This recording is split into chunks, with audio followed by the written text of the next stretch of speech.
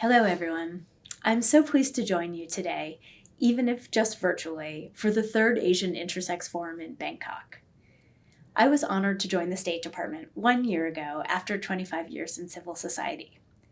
Advancing the human rights of LGBTQ and intersex persons strengthens democracy and leads to healthier, more vibrant, and much stronger countries for everyone. And I'm proud to work with you as you build momentum for intersex rights everywhere.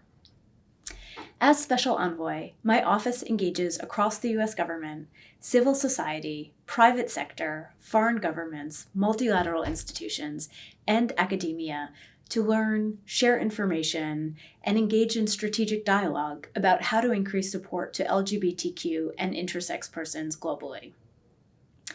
It will come as no surprise to you that from my vantage point, I am acutely aware that the human rights of intersex persons are abused every day in every corner of the globe, including Asia. I also acknowledge that abuses of the human rights of LGBTQ and intersex persons is happening across the United States. Under the President's mandate, U.S. agencies and departments are collaborating to promote and protect the human rights of LGBTQ and intersex persons in the U.S. This is important because in many countries, intersex persons, particularly infants and children, experience non-consensual, irreversible, and unnecessary medical procedures that cause lasting physical and emotional harm. Sadly, sometimes infants born with visible differences in their physical sex characteristics are abandoned or even killed soon after birth.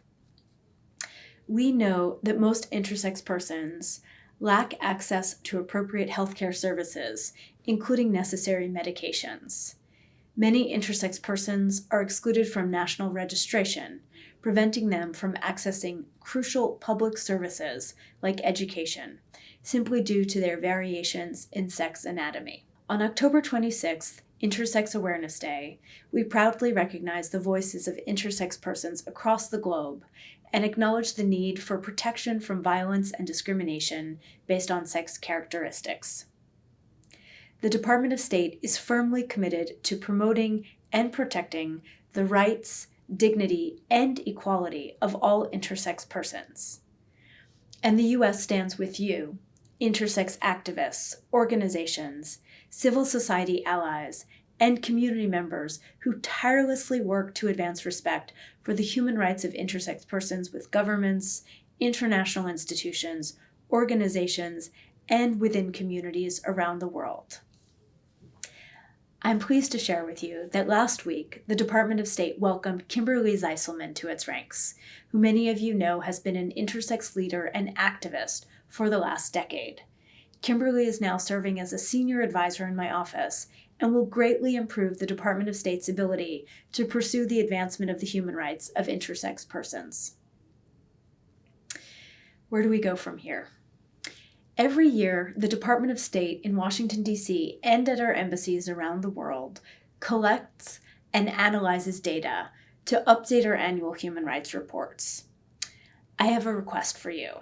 It is crucial that we hear directly from the intersex community about the violence and discrimination experienced in your countries.